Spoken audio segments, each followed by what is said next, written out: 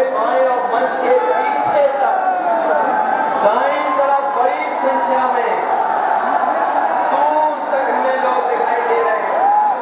वहीं पीछे जहां सड़क है और जो घर दिखाई दे रहा है, घर की छतों पर समाजवादी पार्टी का झंडा लहरा रहा है। दूर तक हमें लोग दिखाई दे रहे हैं।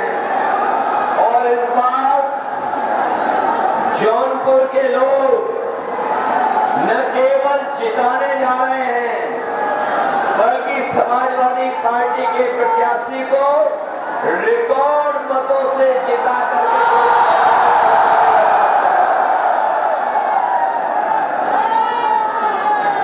मैं देख रहा हूं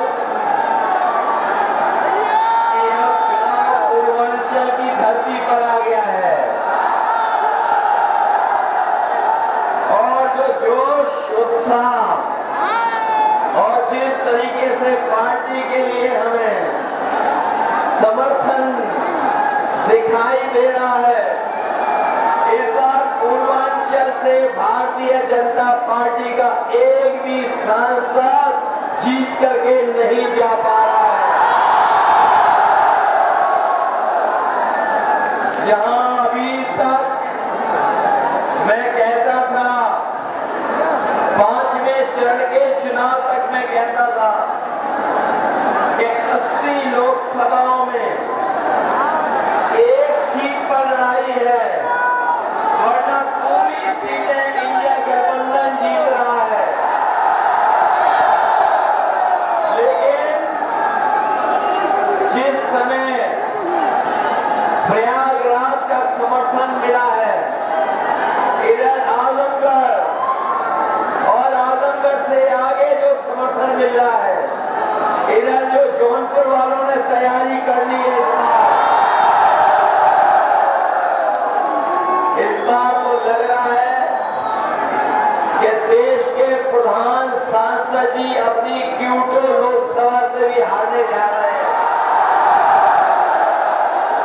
और इस बार इनका कोई मैनेजमेंट नहीं चलने वाला। जो मैनेजमेंट कर रहे हैं, दिल्ली से बुला करके सब लोगों को मिलकर के मैनेजमेंट कर रहे हैं, लेकिन जो जानकारी मिल रही है, इनके अपने लोग ही इनको हरा रहे हैं। जो लोग 400 पार का नारा दे रहे थे, 400 पार के नारा देने वाले 400 हारने जा रहे हैं। यहाँ तो सब पढ़े लिखे लोग हैं। अगर कोई 400 पार नारा देगा तो इसका मतलब ये हुआ,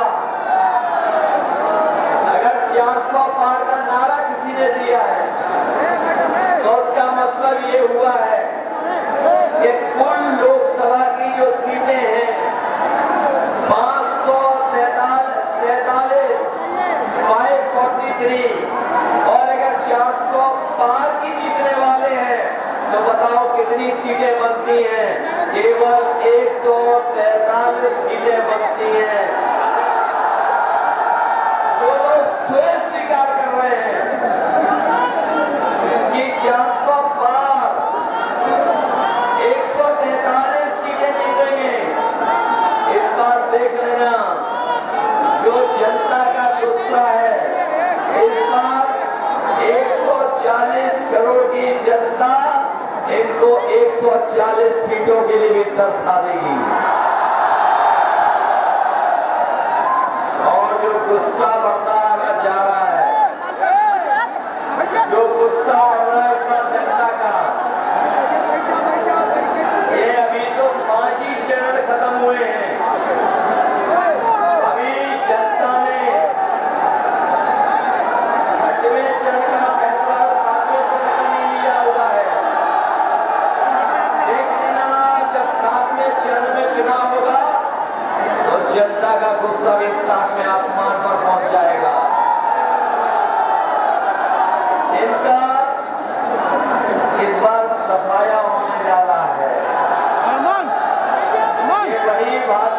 जनता पार्टी के लोग हैं जिन्होंने कहा किसानों की आय दोगुनी कर देंगे। हमारे किसान भाई और गांवों में रहने वाले लोग, खेती बाड़ी से जुड़े हुए लोग पिछले 10 साल की सरकार में हमारे किसान की आय दोगुनी नहीं हुई, बल्कि लागत बढ़ा दी। लागत बढ़ने से हमारा किसान तो संकट में चला ही गया, वही महंगाई बढ़ा करके हमारे किसानों और गरीबों के ऊपर संकट में रह दिया। जो लोग कह रहे थे आय दोगुनी हो जाएगी, आज खेती बाड़ी करने वाला किसान गरीब घाटे में जाता जा रहा है।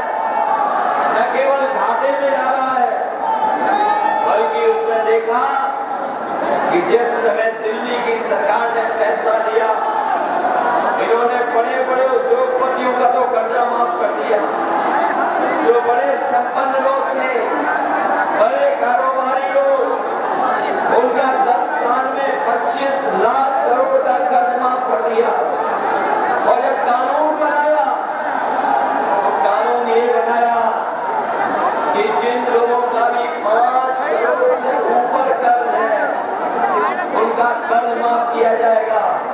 लेकिन हमारे किसानों का लाखों में कर्जा वो माफ नहीं किया गया। हम अपने किसान भाइयों को, गरीब भाइयों को कह के जा रहे हैं, इंडिया गठबंधन की सरकार बनने जा रही है। अपने किसानों का, गरीबों का पूरा कर्जा माफ करने का फैसला लिया जाएगा। न केवल कर्ज माफी का फैसला लिया जाएगा, उसके साथ साथ हमारे किसानों की फसल की कीमत मिले, उन्हें लाभकारी पैसा मिल जाए, उनकी फसल की कीमत मिल जाए।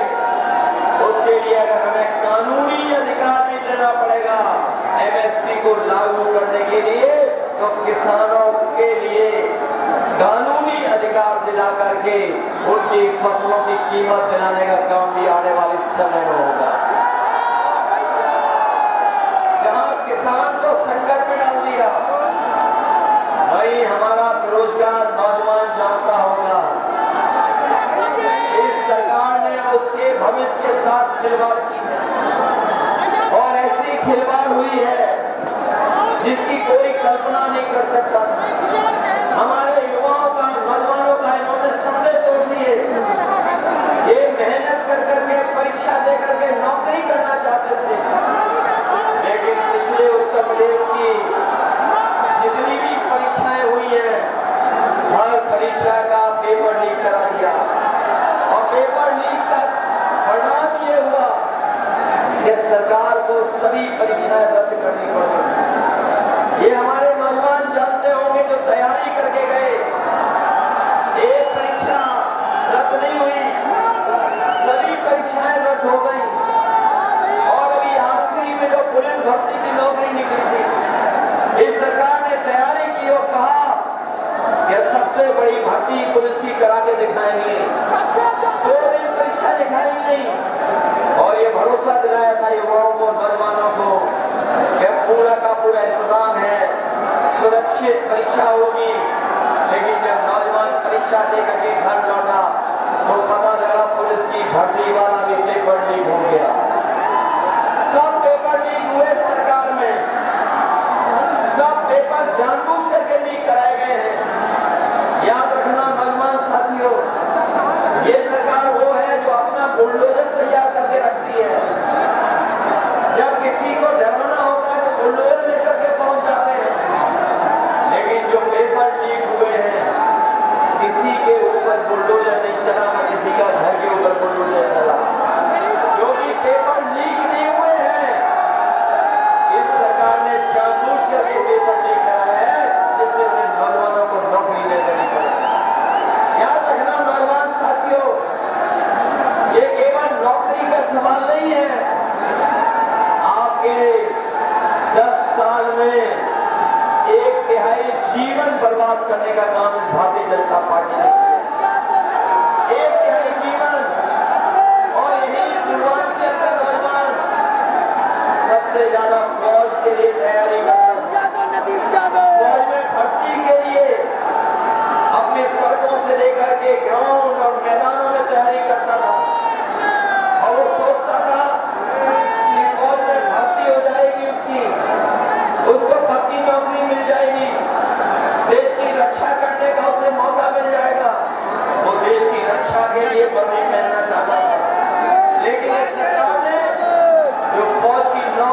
उसको भी आधी अधूरी नौकरी बना दी।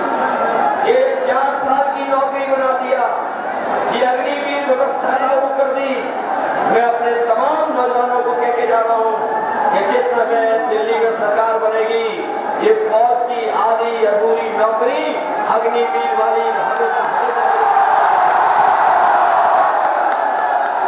न केवल अग्निवीर व्यवस्था खत्म की जाएगी, बल्कि फौज की नौकरियों की संख्या बढ़ाई जाएगी। संख्या बढ़ा करके पहले जैसे नौकरी मिलती थी, उसी तरह की फौज की पक्की नौकरी